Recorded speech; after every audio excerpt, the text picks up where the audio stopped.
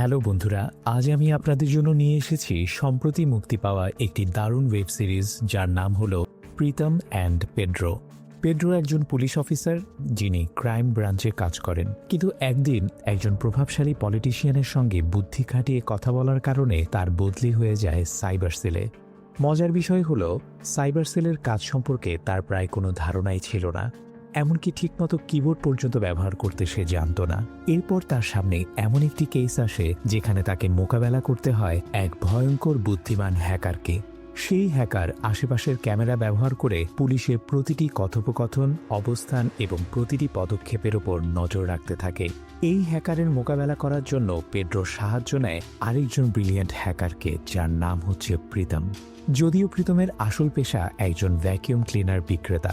Trailer দেখে হয়তো আপনাদের মনে হতে পারে এটা শুধুই একটা কমেডি সিরিজ, কিন্তু আসলে তা নয়। পুরো সিরিজ জুড়ে রয়েছে রহস্য, থ্রিল, আবেগ আর দারুণ সব টুইস্ট যা আপনাকে শেষ পর্যন্ত ধরে রাখবে। তাই আর দেরি না করে প্লিজ ভিডিওটিতে লাইক দিন, শেয়ার করুন এবং আমাদের চ্যানেলটি সাবস্ক্রাইব করে আমাদের পাশেই থাকুন। তো চলুন গল্প শুরু করা যাক। সিরিজের শুরুতেই দেখা যায় এক রাতে 4 জন মহিলা বোরকা পরে একটি ব্যাংকের এটিএম মেশিন তুলে নিয়ে পালিয়ে যায়। এই চুরির তদন্তের দায়িত্ব দেওয়া হয় পুলিশ ইন্সপেক্টর পেড্রোকে। ঠিক তখনই প্রীতম নামে এক ছেলে তার দাদুকে নিয়ে থানায় আসে। সে কনস্টেবল জাতিনকে জানায় তার দাদুর টেপ রেকর্ডার হারিয়ে গেছে। সেই টেপে তার দাদির কণ্ঠে গাওয়া একটি গান ছিল যা তার দাদু প্রায়ই শুনতেন। কিন্তু থানার সবাই তখন এটিএম চুরির মামলায় ব্যস্ত থাকায় জাতিন তাদের ব্যাপারটা গুরুত্ব দেয় না। সে তাদেরকে সেখান থেকে চলে যেতে বলে। এরপর প্রীতম তার দাদুকে বাড়ি পাঠিয়ে নিজে আবার থানায় ফিরে আসে এবং জাতিনকে জোর করে তার টেপ রেকর্ডার খুঁজে দিতে বলে। এতে রেগে গিয়ে জাতিন তাকে লকআপে আটকে দেয়। তখন প্রীতম পেড্রোকে বলে যদি তাকে ছেড়ে দেওয়া হয় তাহলে সে মাত্র 15 মিনিটের মধ্যেই চুরি হওয়া এটিএম এর লোকেশন বের করে দিতে পারবে। পেড্রোর কথায় প্রীতমকে একটি কম্পিউটার দেওয়া হয়। অবাক করার মতো বিষয়ে মাত্র 15 মিনিটের মধ্যেই সে এটিএম এর লোকেশন, চোরদের ছবি, নাম এবং ঠিকানা সহ সব ইনফরমেশন বের করে পেড্রোর হাতে তুলে দেয়। সেই 4 জন মহিলা নয়, পুরুষ ছিল। আসলে প্রীতম একজন দক্ষ সাইবার এক্সপার্ট ছিল, তবে কোনো এক কারণে সে মানুষের বাড়ি বাড়ি গিয়ে ভ্যাকিউম ক্লিনার বিক্রি করত। প্রীতমের দেওয়া তথ্য অনুযায়ী পেড্রো তার টিম নিয়ে রামেশ ওয়েল্ডিং এর দোকানে পৌঁছে যায়। সেখানে তারা চুরি হওয়া এটিএম মেশিন উদ্ধার করে এবং 4 জন চোরকেও ধরে ফেলে। তারা 4 জনই বন্ধু ছিল, আর সেই 4 জনের একজন ছিল রামেশ, যার বিয়ের খরচ জোগাড় করার জন্যই তারা এই চুরি করেছিল। পুলিশ তাদের গ্রেফতার করে লকআপে পাঠিয়ে দেয়। প্রীতমের অসাধারণ দক্ষতা দেখে পেড্রো তার প্রতি খুবই মুগ্ধ হয়। পেড্রো প্রীতমকে বাড়ি পৌঁছে দিতে গেলে পথে তাকে জিজ্ঞাসা করে এত অল্প সময়ে সে কিভাবে চোরদেরকে খুঁজে বের করল। তখন প্রীতম জানায় চুরির সময় এটিএম এর আশেপাশে যে মোবাইল নম্বরগুলো অ্যাক্টিভ ছিল সে সেগুলোর তালিকা বের করেছিল। এরপর সে নম্বরগুলোর কল রেকর্ড বিশ্লেষণ করে দেখতে পায় 4টি নম্বর ওই সময় একই টাওয়ারের মধ্যে একে অপরের সঙ্গে যোগাযোগ করছিল। এরপর সে নম্বরগুলোর মাধ্যমে সে তাদের নাম এবং সোশ্যাল মিডিয়া থেকে পুরো ইনফরমেশন সংগ্রহ করে ফেলে। এরপর প্রীতম পেড্রোকে অনুরোধ করে তার দাদুর টেপ রেকর্ডারটাও যেন খুঁজে দেয়। এরপর আমরা দেখি এই কেস শেষ হওয়ার পর ডিআইজি পেড্রোকে স্পোর্টস মিনিস্টার ডিএন এর বাড়িতে পাঠান। সেখানে গিয়ে জানা যায় মিনিস্টারের স্ত্রীর মোবাইল ফোন হারিয়ে গেছে। পেড্রো সেখানে মিনিস্টারের ছেলে বিনির সঙ্গে দেখা করে। সে লক্ষ্য করে বিনির হাতে আতশবাজিতে পোড়া একটি দাগ রয়েছে। যখন পেড্রো তাকে ফোনের ব্যাপারে জিজ্ঞাসা করে তখন বিনি ভয় পেয়ে দৌড়ে পালিয়ে যায়। তখনই পেড্রো বুঝে যায় ফোনটা আসলে বিনির কাছেই রয়েছে। কিন্তু মিনিস্টার তার ছেলেকে জিজ্ঞাসাবাদ করতে নিষেধ করে এবং যত দ্রুত সম্ভব তার স্ত্রীর ফোন উদ্ধার করার নির্দেশ দেয়।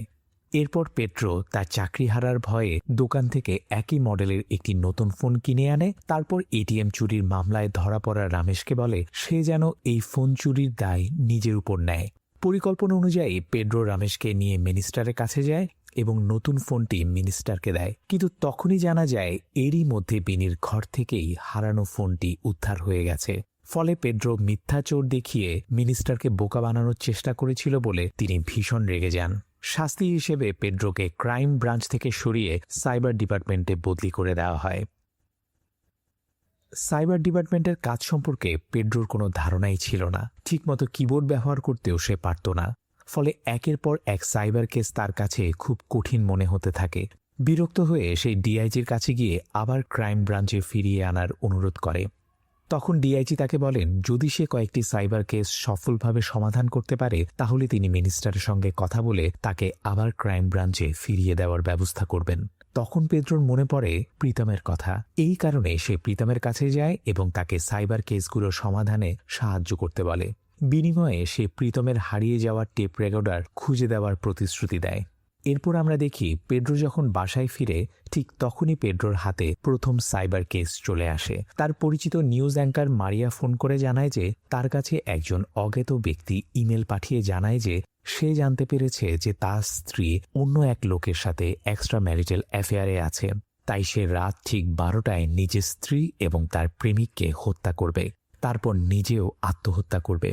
বিষয়টি জানার পর পেড্রো প্রীতমকে কেসটি তদন্তে সাহায্য করার জন্য ডেকে আনে। প্রীতম মারিয়ার মাধ্যমে ওই অজ্ঞাত ব্যক্তিকে একটি ইমেল পাঠায় যার ভেতরে গোপনে একটি ট্র্যাকার যুক্ত ছিল। সেই ট্র্যাকারের সাহায্যে তারা লোকটির অবস্থান বের করতে সক্ষম হয়। এরপর প্রীতম তার পরিচয় খুঁজে বের করে এবং জানতে পারে যে সেই ব্যক্তির নাম কার্লোস। কার্লোস একজন সাব ইন্সপেক্টর ছিল। স্ত্রীর বিশ্বাসঘাতকতার কারণে সে সেদিন তাকে হত্যা করার সিদ্ধান্ত নিয়েছিল। তার একটি ছোট ছেলেও ছিল। ছেলের থেকে বিদায় নিয়ে কার্লোস সেই হোটেলে পৌঁছে যায় যেখানে তার স্ত্রী তার প্রেমিকের সঙ্গে একটি রুমে ছিল। সে তাদের হত্যা করতেই যাচ্ছিল, ঠিক তখনই ট্র্যাক করে পেড্রো এবং প্রীতম সেখানে পৌঁছে যায়। পেড্রো কার্লোসকে তার ছেলের কথা মনে করিয়ে দিয়ে বলে, তোর ছেলে যখন জানবে তার বাবা তার মাকে খুন করেছে তখন ছেলেটার কেমন লাগবে একটু চিন্তা কর। ছেলের কথা ভেবে কার্লোস তখন আবেগপ্রবণ হয়ে পড়ে। শেষ পর্যন্ত সে তার স্ত্রীকে চিরতরে ছেড়ে দিয়ে নিজের ছেলের কাছে ফিরে যাওয়ার সিদ্ধান্ত নেয়। এভাবেই পেড্রো এবং প্রীতম একসঙ্গে 3টি প্রাণ বাঁচাতে সক্ষম হয়। এই কেস সমাধান করতে গিয়ে পেড্রোর বাড়ি ফিরতে অনেক দেরি হয়ে যায়। তাই তার স্ত্রী শার্লি তার উপর খুব রেগে যায়, কারণ সেদিন ছিল তার ছেলে লিওর জন্মদিন, যদিও লিও আর এই পৃথিবীতে বেঁচে নেই। এই বিষয়টি নিয়ে তাদের মধ্যে তীব্র ঝগড়া শুরু হয়। শার্লি এর সম্পূর্ণ দোষ পেড্রোর ঘাড়ে চাপিয়ে দেয়। ঝগড়ার এক পর্যায়ে রাগের মাথায় শার্লি বাড়ি ছেড়ে নিজের বাবার বাড়িতে চলে যায়, আর নিজের অহংকারের কারণে পেড্রো তাকে থামানোর কোনো চেষ্টা করে না।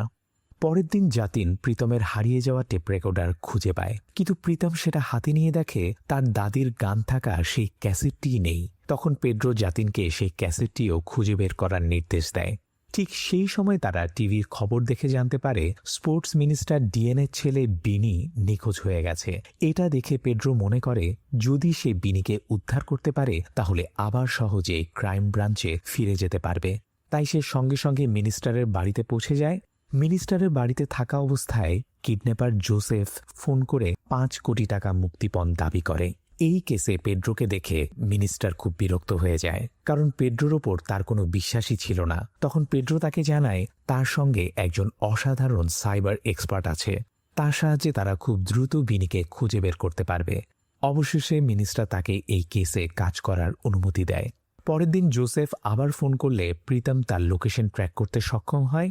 দেখা যায় সে একটি সমুদ্র তীরবর্তী জেলে গ্রামে রয়েছে, যেখানে মাত্র একটি বাড়ি আছে এবং সেখানেই জোসেফ থাকে। পেড্রো জাতিন ও অন্য পুলিশ সদস্যদের সেই বাড়ির উপর নজর রাখতে পাঠিয়ে দেয়। এদিকে নিজের সাইবার দক্ষতা ব্যবহার করে প্রীতম একটি অদ্ভুত বিষয় খুঁজে বের করে। সে জানায় এই অপহরণের সঙ্গে বিনির মার শ্রদ্ধার কোনো না কোনো সম্পর্ক আছে, কারণ গত 9 দিন ধরে শ্রদ্ধা সোশ্যাল মিডিয়ায় একটি ছবিও পোস্ট করেনি, অথচ সে নিয়মিত অনেক ছবি পোস্ট করে। বিষয়টি আরও নিশ্চিত হতে প্রীতম শ্রদ্ধার অ্যালেক্সা হ্যাক করে। সেখান থেকে সে জানতে পারে 9 দিন আগে শ্রদ্ধা একটি সমুদ্র তীরবর্তী রিসোর্টে গিয়েছিল। এই তথ্য জানার পর পেড্রো ও প্রীতম সেই রিসোর্টের সিসিটিভি ফুটেজ পরীক্ষা করে। সেখানে তারা দেখতে পায় শ্রদ্ধা একজন অচেনা ব্যক্তির সঙ্গে একটি রুমে ঢুকেছিল, অর্থাৎ তার এক্সট্রা ম্যারিটাল অ্যাফেয়ার ছিল। এরপর একদিন জোসেফ বাজারে গেলে পেড্রো গোপনে তার বাড়িতে ঢুকে পড়ে। সেখানে বিনিকে না পেলেও সে জোসেফ ও শ্রদ্ধার একসঙ্গে তোলা সমুদ্র সৈকতের কিছু ছবি খুঁজে পায়, যেখানে শ্রদ্ধা বিকিনি পরেছিল। এতে পরিষ্কার হয়ে যায় রিসোর্টে শ্রদ্ধার সঙ্গে থাকা লোকটি আসলে জোসেফই ছিল, অর্থাৎ কিডন্যাপার জোসেফের সঙ্গে শ্রদ্ধার কোনো না কোনো সম্পর্ক অবশ্যই রয়েছে। এই বিষয়টি জানার পর পেড্রো সরাসরি শ্রদ্ধার কাছে গিয়ে জোসেফ আর শ্রদ্ধার পার্সোনাল ফটো দেখিয়ে সবকিছু জানতে চায়। তখন শ্রদ্ধা ভয়ে ভয়ে জানায় বিয়ের আগে জোসেফ তার প্রেমিক ছিল। কয়েকদিন আগে জোসেফ সেই পুরনো ছবিগুলো পাঠিয়ে তাকে ব্ল্যাকমেল করেছিল। সেই কারণে সে সেদিন রিসর্টে জোসেফের সঙ্গে দেখা করতে গিয়েছিল। সেখানে জোসেফ তার কাছে 5 কোটি টাকা দাবি করে, কিন্তু শ্রদ্ধা জানত ডিএন তাকে এত টাকা কখনোই দেবে না। তাই জোসেফ তাকে বিনিকে অপহরণ করার পরিকল্পনার কথা জানায়, তবে শ্রদ্ধা এই পরিকল্পনায় রাজি না হয়ে সেখান থেকেই চলে আসে। এরপর আমরা আরেকজন সাইবার এক্সপার্ট মার্টিনকে দেখি। সে মানুষের ইমেল হ্যাক করে সেই তথ্য অন্যদের কাছে বিক্রি করে টাকা উপার্জন করত। আসলে জোসেফের অনুরোধে মার্টিন বিনিকে অপহরণ করেছিল, অর্থাৎ আসল অপহরণকারী জোসেফ নয় বরং মার্টিন। মার্টিন জোসেফকে জানায় তার বাড়ির আশেপাশে অস্বাভাবিকভাবে অনেক মোবাইল ফোন অ্যাক্টিভ আছে, অর্থাৎ পুলিশ চারদিক থেকে তাদের ঘিরে ফেলেছে। তাই সে জোসেফকে দ্রুত সেখান থেকে পালিয়ে যেতে বলে। এদিকে মিনিস্টারের বাড়ির রাঁধুনি জানায় বিনি তার মায়ের ফোনে একটি গেম খেলত, যেখানে তাকে বাড়ির টিকটিকি মেরে ফেলতে হতো। এই তথ্য শুনে প্রীতম বুঝতে পারে বিষয়টি সাধারণ কোনো গেম নয়। সে লক্ষ্য করে বাড়ির মধ্যে সবচেয়ে বেশি ব্যবহার হয়েছে বিনির রুমের ওয়াইফাই। তাই সে ডিএনএর অনুমতি নিয়ে বিনির ল্যাপটপ পরীক্ষা করে। সেখান থেকে তারা এক ভয়ঙ্কর সত্য জানতে পারে। আসলে বিনি ব্লু ওয়েল চ্যালেঞ্জ নামের একটি বিপজ্জনক অনলাইন গেম খেলছিল। এই গেমের শুরুতে শিশুদেরকে ছোট ছোট কাজ দেওয়া হয়, যেমন ফ্রিজ থেকে কিছু চুরি করা, প্রতিবেশীর পোষা প্রাণীকে আঘাত করা বা মেরে ফেলা। এরপর ধীরে ধীরে সেই কাজগুলো আরও ভয়ঙ্কর হয়ে ওঠে, আর শেষ ধাপে প্লেয়ারকে আত্মহত্যা করার নির্দেশ দেওয়া হয়। এই কথা শুনে পেড্রো বুঝতে পারে তার নিজের ছেলে লিওর মৃত্যুর পেছনেও একই গেমটাই ছিল, কারণ লিও মৃত্যুর আগে এমন অদ্ভুত আচরণ করেছিল। শেষ পর্যন্ত সে একটি কুয়াতে ঝাঁপ দিয়ে মারা যায়। এই ধরনের গেমের মাধ্যমে হ্যাকাররা ধীরে ধীরে শিশুদের মন নিয়ন্ত্রণ করে ফেলে এবং শেষ পর্যন্ত তাদের পুরো জীবন ও পরিবারকে নিজেদের নিয়ন্ত্রণে নিয়ে আসে। এরপর প্রীতম যখন বিনির ল্যাপটপ খুলে দেখে, তখন সেখানে ব্লু ওয়েল চ্যালেঞ্জের সব টাস্ক দেখতে পায়। এক একটি ভিডিওতে দেখা যায় বিনি ফ্রিজ থেকে নুডলস চুরি করছে, আবার বাড়ির বিভিন্ন জিনিসও চুরি করছে। ঠিক তখনই হঠাৎ ল্যাপটপ থেকে মার্টিনের কণ্ঠ শোনা যায়। আসলে এই গেমের মাধ্যমে মার্টিন মিনিস্টারের পুরো বাড়ির একটি ডিজিটাল ম্যাপ তৈরি করে ফেলেছিল। বাড়ির কোথায় কি আছে সব তথ্যই সে জেনে গিয়েছিল, আর এই তথ্যগুলো সে পেয়েছিল বিনির কাছ থেকেই সেই টিকটিকি মারার গেমের মাধ্যমে। এরপর হঠাৎ মার্টিন প্রীতমকে তার আসল নাম কাবির বলে ডাকে।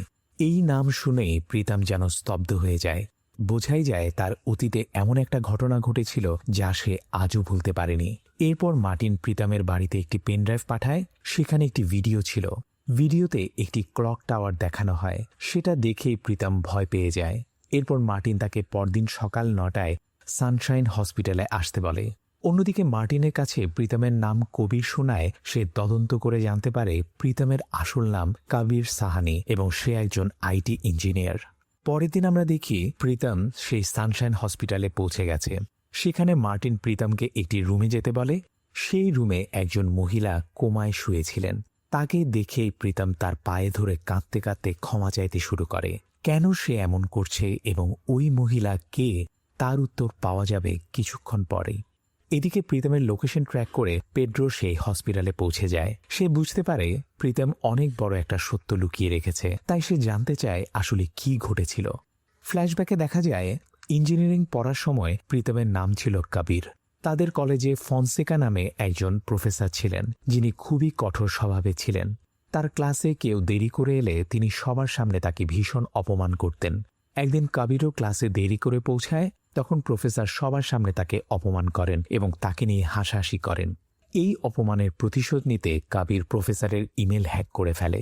সেখানে সে প্রফেসরের বিদেশি প্রেমিকার সঙ্গে তোলা কিছু আপত্তিকর ছবি খুঁজে পায়। এরপর সে সেই ছবিগুলো কলেজের গ্রুপে এবং প্রফেসরের স্ত্রী জেসিকার ফোনে পাঠিয়ে দেয়। পরের দিন প্রফেসর কলেজে আসতেই সবাই তাকে দেখে হাসতে থাকে। এমনকি ক্লাসরুমের প্রজেক্টরেও তার ব্যক্তিগত ছবিগুলো দেখানো হচ্ছিল। এই চরম অপমান সহ্য করতে না পেরে তিনি বাড়ি ফিরে একটি ক্লক টাওয়ার থেকে ঝাঁপ দিয়ে আত্মহত্যা করেন। আর এই ঘটনার ধাক্কা সহ্য করতে না পেরে তার স্ত্রী জেসিকা মানসিক ভারসাম্য হারিয়ে কোমায় চলে যান। বর্তমানে তিনি সেই সানশাইন হসপিটালেই ভর্তি ছিলেন। এই ঘটনার পর কবির কলেজ ছেড়ে দেয় এবং নিজের নাম পরিবর্তন করে প্রীতম নামে নতুন জীবন শুরু করে। বর্তমান সময়ে প্রীতম এসব ঘটনা পেড্রোকে খুলে বলে। এরপর পেড্রো প্রফেসর ফনসেকার পরিবারের সম্পর্কে খোঁজ নিতে বলে। পুরনো সংবাদপত্র ঘেঁটে তারা জানতে পারে প্রফেসর ফনসেকার একজন ছেলে ছিল যে যুক্তরাষ্ট্রে পড়াশোনা করত। তার নাম ছিল মার্টিন। অর্থাৎ যে ব্যক্তি বিনিকে কিডন্যাপ করেছে সেই মার্টিন আসলে প্রফেসর ফনসেকারই ছেলে। সে তার বাবার মৃত্যুর প্রতিশোধ নেওয়ার জন্যই প্রীতমের জীবনে ফিরে এসেছে। এরপর মার্টিন জোসেফের সঙ্গে করা চুক্তি বাতিল করে দেয় এবং নিজেই পুরো কিডন্যাপিংয়ের দায়িত্ব নিজের হাতে নিয়ে নেয়। তারপর সে মিনিস্টারকে ফোন করে জানায় বিনিকে জীবিত ফেরত চাইলে 5 কোটি টাকা দিতে হবে, তবে সেই টাকা প্রীতমের হাতেই পৌঁছে দিতে হবে। মিনিস্টার যখন প্রমাণ চায় যে বিনি সত্যিই কি তার কাছে আছে কিনা, তখন মার্টিন শ্রদ্ধার ফোনে বিনির হাতের আঙ্গুল কাটা ছবি পাঠিয়ে দেয়। ছবিটা দেখে সবাই ভয় পেয়ে যায় এবং শেষ পর্যন্ত প্রীতমকে 5 কোটি টাকা নিয়ে যেতে বলা হয়। প্রীতম টাকার ব্যাগের ভেতরে গোপনে একটা ট্র্যাকার বসিয়ে দেয়। এরপর সে মার্টিনের সঙ্গে দেখা করতে যায়। সেখানে মার্টিন তাকে নির্মমভাবে মারধর করে এবং টাকা নিয়ে পালিয়ে যায়। তবে যাওয়ার আগে সে প্রীতমকে 8 ঘন্টা সময় দেয়। সে বলে ঠিক 8 ঘন্টা পর প্রীতমকেও তার বাবার মতো সেই ক্লক টাওয়ার থেকে ঝাঁপ দিয়ে আত্মহত্যা করতে হবে।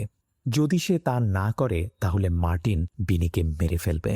এরপর প্রীতম দ্রুত মিনিস্টারের বাড়িতে ফিরে এসে টাকার ব্যাগে লাগানো ট্র্যাকারটি ট্র্যাক করে। ট্র্যাকারে দেখা যায় ব্যাগটি একটি ছেলেদের হোস্টেলে রয়েছে। তখন পেড্রো জাতিন ও তার টিমকে সেখানে পাঠায়, কিন্তু তারা পৌঁছানোর আগেই মার্টিন সেখান থেকে পালিয়ে যায়। এর মধ্যেই কনস্টেবল জয়ন্ত খবর পায় হোস্টেলের এক বাসিন্দার গাড়ি চুরি হয়েছে। তখন প্রীতম জানায় গাড়িটা এখনও ধরা সম্ভব, কারণ গাড়িটি যখন কোনো টোল প্লাজা পার হবে তখন ফাস্ট্যাগ থেকে টাকা কাটা হবে এবং সেই ইনফরমেশনের মাধ্যমে গাড়ির লোকেশন জানা যাবে। কিছুক্ষণ পর ঠিক সেটাই ঘটে। একটা টোল প্লাজা পার হওয়ার সঙ্গে সঙ্গেই ফাস্ট্যাগের মাধ্যমে টাকা কাটা হয় এবং গাড়ির লোকেশন সেই গাড়ির মালিকের ফোনে চলে আসে। সেই ইনফরমেশন পেয়ে পেড্রো ও তার টিম দ্রুত সেখানে পৌঁছে যায়, কিন্তু সেখানে গিয়ে তারা শুধু গাড়িটাই খুঁজে পায়, মার্টিনকে নয়। ঠিক তখনই তারা বিনির নতুন একটি ছবি পায়। ছবিতে দেখা যায় এবার তার আরও একটি আঙ্গুল কেটে ফেলা হয়েছে। আর মার্টিন জানিয়ে দেয় ভিনিকে বাঁচাতে এখন মাত্র 2 ঘন্টার সময় বাকি। এবার পেড্রো গভীরভাবে ভাবতে শুরু করে। তার মনে প্রশ্ন জাগে, আমরা যাই পরিকল্পনা করছি মার্টিন আগেই সব জেনে যাচ্ছে কিভাবে। হঠাৎ তার চোখে পড়ে প্রীতমের হাতে বাঁধা ঘড়িটির দিকে। এই ঘড়িটা মার্টিনই প্রীতমকে পরিয়ে দিয়েছিল যাতে সে সময় মতো লাইট হাউসে পৌঁছায়। পেড্রো সঙ্গে সঙ্গে ঘড়িটা খুলে দূরে সরিয়ে রাখে। তারপর বলে, এখন বুঝতে পারছি এই ঘড়ির মাধ্যমে মার্টিন আমাদের প্রতিটা পদক্ষেপ জানতে পারছে, তাই সে সব সময় আমাদের এক ধাপ আগে থাকে। এবার আমাদেরকেও ওর চেয়েও এক ধাপ এগিয়ে থাকতে হবে। এরপর তারা ইচ্ছা করেই আবার ঘড়িটি প্রীতমের হাতে পরিয়ে দেয়, কারণ তারা বুঝে গিয়েছিল ঘড়িটির ভিতরে একটি গোপন মাইক্রোফোন লাগানো আছে যার মাধ্যমে মার্টিন তাদের সব কথা শুনতে পারছে। পেড্রো তখন একটা দারুণ প্ল্যান করে। সে ইচ্ছা করেই ঘড়ির মধ্যে থাকা গোপন মাইক্রোফোনে মার্টিনকে শোনানোর জন্য এমনভাবে কথা বলতে শুরু করে যেন মনে হয় প্রীতম সত্যি লাইট হাউসে গিয়ে আত্মহত্যা করতে যাচ্ছে, আর পেড্রো আর তার টিম তাকে কোনোভাবেই এই ব্যাপারে সাহায্য করবে না। আর নিজে গোপনে ক্লক টাওয়ারের আশেপাশে লুকিয়ে থেকে মার্টিনের জন্য অপেক্ষা করতে থাকে, কারণ পেড্রো জানে প্রীতমের আত্মহত্যার দৃশ্য সে নিজের চোখে দেখার জন্য অবশ্যই ক্লক টাওয়ারে আসবে। এর কিছুক্ষণ পরই পেড্রোর হঠাৎ সেই ছবির কথা মনে পড়ে যেটা মার্টিন কাটা আঙ্গুলের প্রমাণ হিসেবে পাঠিয়েছিল। ছবিটা ভালোভাবে মনে করতে সে বুঝতে পারে সেখানে বিনির হাতে আগুনে পোড়ার কোনো দাগ ছিল না, অথচ যখন সে প্রথম বিনির সঙ্গে দেখা করেছিল তখন তার হাতে আতশবাজির আগুনে পোড়া একটা স্পষ্ট দাগ ছিল। তখনই পেড্রো বুঝে যায় মার্টিন আসলে কৃত্রিম বুদ্ধিমত্তা বা এআই দিয়ে একটি ভুয়া হাতের ছবি তৈরি করে পাঠিয়েছিল, অর্থাৎ বিনি কখনোই মার্টিনের কাছে ছিলই না। আসলে মার্টিন ব্লুওয়েল গেমের টাস্কের মাধ্যমে বিনিকে নিজের বাড়ির এমন একটি জায়গায় লুকিয়ে থাকতে বলেছিল যেখানে কেউ তাকে খুঁজে পাবে না, আর বেঁচে থাকার জন্য আগেই তাকে ফ্রিজ থেকে নুডলস ও প্রয়োজনীয় অন্যান্য খাবার চুরি করে জমিয়ে রাখতে বলা হয়েছিল। সব কিছু বুঝতে পেরে পেড্রোর সঙ্গে সঙ্গে এক কনস্টেবলকে মিনিস্টারের বাড়ির পানির ট্যাঙ্ক পরীক্ষা করতে বলে, কারণ তার ধারণা ছিল এমন জায়গায় বিনি লুকিয়ে থাকতে পারে যেখানে কেউ খুঁজতে যাবে না। এদিকে প্রীতম ক্লক টাওয়ারে পৌঁছাতে মার্টিনের সঙ্গে তার মুখোমুখি লড়াই শুরু হয়। মার্টিন প্রীতমকে হত্যা করার চেষ্টা করে। ঠিক সেই সময় কনস্টেবল ডিএনের বাড়ির পানির ট্যাঙ্কের ভেতর থেকে জীবিত অবস্থায় বিনিকে উদ্ধার করে। অন্যদিকে পেড্রো তখন লাইট হাউসে পৌঁছে যায়। সেখানে গিয়ে দেখে প্রীতম আর মার্টিন মারামারি করছে। তখন পেড্রো নিজের বন্দুক মার্টিনের দিকে তাক করে, কিন্তু ঠিক সেই সময় প্রীতম চিৎকার করে বলে, স্যার এই লোকটা মার্টিন নয়, আমি ভেবেছিলাম এই মার্টিন, তাই ওকে মারছিলাম, কিন্তু এখন বুঝতে পারছি এ তো অন্য কেউ। পেড্রো জানত এই হচ্ছে আসল মার্টিন, কিন্তু সে বুঝতে পারছিল না প্রীতম হঠাৎ কেন তাকে বাঁচানোর চেষ্টা করছে। এই ঘটনায় মার্টিনের মন বদলে যায়। সে বুঝতে পারে প্রতিশোধের নেশায় সে ভুল পথে চলে গিয়েছিল। আসলে সে কোনো জন্মগত অপরাধী ছিল না, শুধু বাবার মৃত্যুর প্রতিশোধ নিতেই এসব করেছিল। কেসটি সফলভাবে সমাধান হওয়ার পর পেড্রো ও প্রীতম ডিএনএর বাড়ির উদ্দেশ্যে যেতে থাকে। পথে প্রীতম পেড্রোকে রিকোয়েস্ট করে একটা গান রেকর্ড করার জন্য, যেটা সে একটা ভিডিওতে ধারণ করবে। প্রীতমের রিকোয়েস্ট রাখতে বাধ্য হয়ে সেই ভিডিওতে পেড্রোকে সেই গানটিই গাইতে হয় যেটা একসময় প্রীতমের দাদি গাইতেন। গানটি ছিল ক্ষমা চাওয়ার একটা আবেগঘন গান। ভিডিওটি তৈরি হওয়ার পর প্রীতম সেটা পেড্রোর মোবাইল থেকেই শার্লির কাছে পাঠিয়ে দেয়। এদিকে পেড্রো খুব খুশি ছিল, কারণ তার ধারণা ছিল এবার নিশ্চয় তাকে আবার ক্রাইম ব্রাঞ্চে ফিরিয়ে আনা হবে। কিন্তু সেখানে গিয়ে সে জানতে পারে বিনিকে উদ্ধার করার পুরো কৃতিত্ব সেই কনস্টেবল নিজের নামে নিয়ে নিয়েছে। সে কাউকে বলেনি যে পেড্রোর নির্দেশে সে পানির ট্যাঙ্ক খুঁজতে গিয়েছিল। এই ঘটনায় পেড্রো খুবই হতাশ হয়ে পড়ে।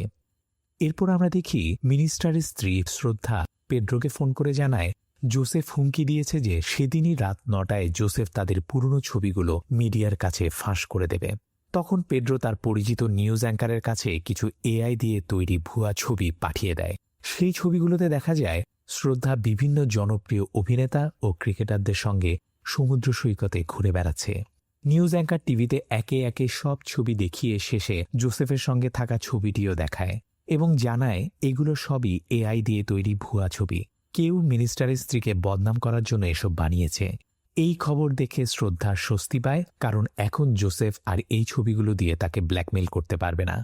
এরপর পেড্রো সরাসরি জোসেফের বাড়িতে গিয়ে তাকে গ্রেফতার করে।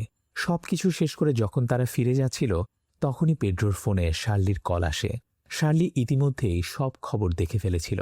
সে জেনে গেছে পুরো ঘটনার পেছনে পেড্রো কতটা পরিশ্রম করেছে এবং কত বড় ভূমিকা রেখেছে। আসলে এই পুরো ঘটনাটা শার্লিকে জানিয়েছিল প্রীতমই। আর পেড্রোর পাঠানো সেই ক্ষমা চাওয়ার গানটির ভিডিও দেখে শার্লি ভীষণ মুগ্ধ হয়। শার্লি হেসে পেড্রোকে বলে, তুমি গানটা একদমই ঠিকমতো গাওনি। এরপর শার্লি নিজেই সেই গানটি গেয়ে শোনায়। তখন জানা যায় শার্লির ছোটবেলার মিউজিক টিচার আর কেউ নন, তিনি ছিলেন মিসেস সাহানি, যিনি আসলে প্রীতমের দাদি। শার্লির কণ্ঠে সেই গান শুনে প্রীতমের চোখে আনন্দের ঝিলিক ফুটে ওঠে, কারণ এটাই ছিল সেই গান যেটা তার দাদু সবসময় শুনতে ভালোবাসতেন। প্রীতম সেই গানটি রেকর্ড করে তার দাদুকে শোনায়। অনেকদিন পর দাদিকে মনে করিয়ে দেওয়া সেই গান শুনে তিনি খুবই আনন্দিত হন। অন্যদিকে দেখা যায় মার্টিন তার বাবার কফিনের সামনে চুপচাপ বসে আছে। নিজের ভুল বুঝতে পেরে সে বদলে যায়। সেখান থেকেই সে শ্রদ্ধাকে ফোন করে জানায়, আমি তোমার 5 কোটি টাকা ফিরিয়ে দিচ্ছি। আর প্রীতমকে বলো আমি আমার কথা রেখেছি। আর এভাবে প্রীতম অ্যান্ড পেড্রো সিরিজের গল্প শেষ হয়। তো বন্ধুরা, এই ছিল সম্পূর্ণ সিরিজটির গল্প। আশা করি মুভির গল্পটি আপনাদের ভালো লেগেছে। যদি আমার এক্সপ্লেনেশন আপনাদের ভালো লেগে থাকে তাহলে প্লিজ ভিডিওটি লাইক এবং শেয়ার করে দিন এবং আমাদের চ্যানেলটি সাবস্ক্রাইব করে আমাদের সাথেই থাকুন। ধন্যবাদ।